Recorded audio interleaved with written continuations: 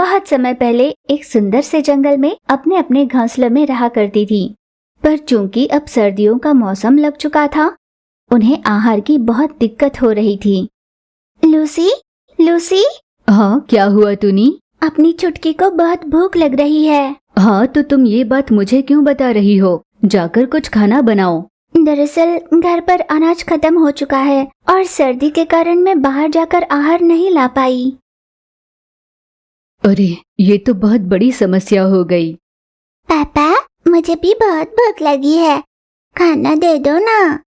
ठीक है, मैं अभी अपने दोस्तों के पास कुछ आहार मांग कर लाता हूँ। जी हाँ, ये सही रहेगा।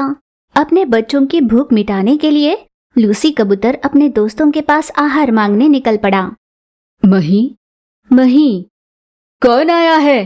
अरे लूसी, तुम बड़े दिनों बाद आना हुआ, कैसे हो? मही, दरअसल मुझे तुम्हारी मदद चाहिए। मदद? कैसी मदद लूसी? दरअसल मेरे घर में अनाज खत्म हो चुका है और मेरे बच्चे भूख से तड़प रहे हैं। तुम्हें मेरी मदद करनी होगी मही। अरे लूसी, मुझे माफ कर देना। दरअसल मेरे घर में भी पिछले 3 दिनों से अनाज नहीं है। हम पानी पीकर ही अपना गुजारा कर रहे हैं। हे भगवान, अब हम क्या करें? अपने बच्चों की भूख कैसे मिटाएं? यूं लूसी कबूतर और मही चिल बात कर रहे थे कि तभी उनके पास चीचू कौवा आ गया। क्या बात है? तुम दोनों में क्या बातें चल रही है? दरअसल जंगल में रहने वाले सभी पक्षियों के पास आहार की बहुत दिक्कत आन पड़ी है।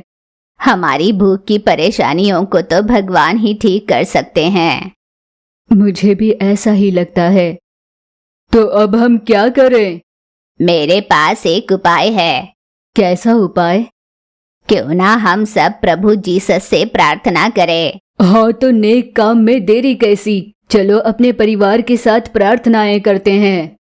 इस तरह उन तीनों ने मिलकर तय किया और जंगल में रहने वाली सभी पक्षी प्रार्थनाओं का ऐसा असर हुआ कि सारी बर्फ पिघल गई और आसमान नीला हो गया।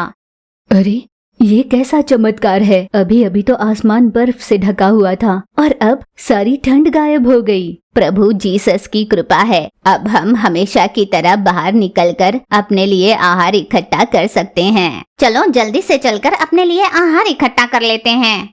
यूं तय कर सभी पक्षी तुरंत अपने आहार की खोज में निकले। लूसी, ये प्रभु जीसस की ही कृपा है कि आज हम अपने छुटकों का पेट भर पाए हैं। हाँ, तूने सही कहा, ये प्रभु जीसस की ही करुणा है। लूसी, मेरे मन में एक बात आई है। कैसी बात तूनी? कल क्रिसमस का त्योहार है ना? हाँ, है ना। क्यों ना हम सभी पक्षी मिलकर इस क्रिसमस के उपलक्ष्य पर विशेष प्रार्थनाएं करें? अरे तूनी, ये तो बहुत अच्छा ख्याल है। मैं अभी जाकर सभी से कहता हूँ। फिर लूसी कबूतर तुरंत अपने बाकी दोस्तों के पास गया और क्रिसमस त्योहार के बारे में बताया। अरे हाँ हाँ, सही कहा। आज अगर हम सब आहार ला पाए तो ये प्रभु जीसस की वजह से ही हो पाया है। हम आभार व्यक्त करने के लिए ही क्यों न हो। यूँ सभी पक्षी ने मिलकर अगले दिन क्रिसमस त्योहार मनाने की तय कर ली। फिर अगला दिन आ ही गया। लूसी, तैयारियां कहाँ तक पहुँची? टूनी और छोटू मिलकर त्योहार के लिए तरह तरह के व्यंजन और मिठाइयाँ बना रहे हैं और क्रिसमस केक भी। अच्छा, तो महिला मंडल खाना बनाने में व्यस्त हो गई है। हाँ, और चीचू कौवा का पूरा परिवार उस जगह की सफाई देख रहे हैं जहाँ प्रार्थना करनी है। टिन्नू तोती और बन्नू कौवा क्रिसमस ट्री को सजा रहे हैं। अरे वाह, यानी बच्चे भी इस काम में अपना हाथ बटा रहे हैं। हाँ बिल्कुल।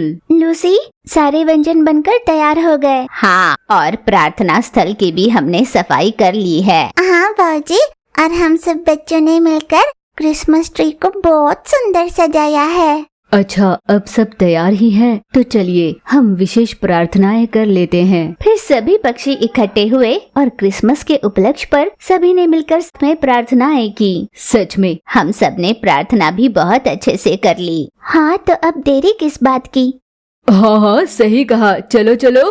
फिर सभी पक्षी ने मिलकर केक को काटा। टूनी ने सभी के लिए केक बराबर काट कर दे दिया। टूनी और छोटू तोती ने मिलकर सभी पक्षी के लिए खास व्यंजन बनाए थे। सभी ने मिलकर उनके बनाए व्यंजन को खूब मजे से खाया।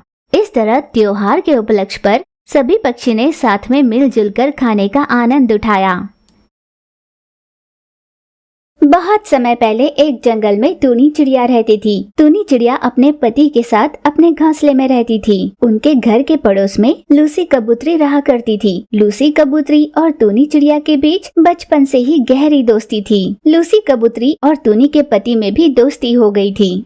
टूनी, मुझे इस जंगल में काम नहीं मिल रहा और जितना थोड़ा काम मिल भी जाता है उससे होने वाली कमाई काफी नहीं होती। इसलिए मैं सोच रहा था कि मैं किसी और जंगल में जाकर काम करूं। सुनिए जी, इस समय मैं गर्भवती हूँ और मैं नहीं चाहती कि ऐसी घड़ी में आप मुझे छोड़कर चले जाओ। मैं जानता हूँ कि तुम्हें ऐसा क्यों लग रहा है। हर पत्नी गर्भावस्था में अपने पति के साथ ही रहना चाहती है, पर हमें अपने हालातों के बारे में भी सोचना चाहिए। अभी अपने पास इतने पैसे नहीं है और डिलीवरी के समय समझो अस्पताल में पैसे लगेंगे तो क्या करूँगा, और बच्चे के जन्म के बाद भी बहुत पैसे लगेंगे। अपने बच्चे के भलाई के लिए मुझे कुछ दिनों तक घर से दूर रहकर काम करना ही होगा। तब तक तुम्हारी सहेली लूसी कबूतरी है ना, वो तुम्हारा ख्याल रखेगी। मैं आपको मना तो नहीं कर पा रही हूँ, पर जल्दी आ जाना। फिर टूनी के पति ने उसका ख्याल रखने की जिम्मेदारी लूसी कबूतरी को देकर वहाँ से काम पर चला गया। पति चिड़े को सीमेंट फैक्ट्री में काम मिल गया। वो दिन रात खूब मेहनत कर वहाँ काम कर रहा था। पूरे 6 महीनों तक वहीं रहकर उसने खूब मेहनत की और पैसे कमाकर घर वापस लौटा। पर रास्ते में जोरदार बरसात शुरू हो गई। अरे ये क्या, मैं इतने महीनों बाद अपनी पत्नी से मिलने जा रहा था और रास्ते में ही बारिश ने मेरा उड़ना मुश्किल कर दिया है। कहीं रुक जाता हूँ, बरसात के थमते ही फिर निकलूंगा। ये सोचकर चिड़ा एक पेड़ पर रुक गया। उस पेड़ पर चीचू कौवी रहती थी। बरसात में भीग रहे चिड़े को चीचू कौवी ने देखा। अरे आप कौन है और बरसात में इतना भीग क्यों रहे हैं? चीचू कौवी ने उस चिड़े को घर के अंदर आने के लिए कहा। आप हो कौन और इतनी बरसात में बाहर क्यों निकले थे? दरअसल मेरी पत्नी गर्भवती है। हमारे जंगल में मुझे काम नहीं मिल रहा था तो मैं काम के सिलसिले में कहीं और चला गया था। 6 महीने के बाद पैसे कमाकर मैं अपने पत्नी के पास लौट रहा था। तो बरसात के रुकने तक आप यहाँ आराम कर लीजिए। आप बेकार ही तकलीफ ले रही हैं। अरे इसमें तकलीफ वाली क्या बात है? फिर बरसात के थमने तक चिड़ा चीचू कौवी के घर पर रहा और बरसात रुकते ही वो चला गया। पर उस रास्ते में एक बड़ा सा पेड़ टूटा और चिड़े के ऊपर गिर गया। तने के नीचे फंसा हुआ चिड़ा जोर जोर से फड़फड़ा रहा था। तभी सही समय पर चीचू कौवी वहाँ पहुँची और तने को हटाकर उसे बाहर लाई। पर गहरी चोट लगने के कारण उसका बहुत सारा खून बह चुका था। चीचू जी, क्या आप मेरी सहायता कर सकती हैं? अब मैं बच नहीं पाऊंगा। आप ये पैसे मेरी पत्नी तक पहुंचा देंगी?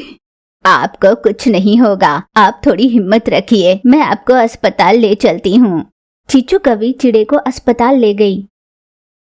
टूनी चिड़िया को प्रसव वेदनाएं हो रही थी। टूनी चिड़िया की पड़ोसन लूसी कबूतर उसे अस्पताल ले जाने की सोच रही थी, पर टूनी इस हाल में नहीं थी कि वो चल पाए। इसीलिए लूसी कबूतरी ने एक गाड़ी का इंतजाम किया। उस पर टूनी को लेटाकर वो घसीटते हुए उस गाड़ी को अस्पताल की ओर ले जाने लगी। ठीक उसी समय चीचू कौवी भी चिड़े को अपने साथ अस्पताल ले जा रही थी। अस्पताल में टूनी चिड़िया ने अपने पति को देखा।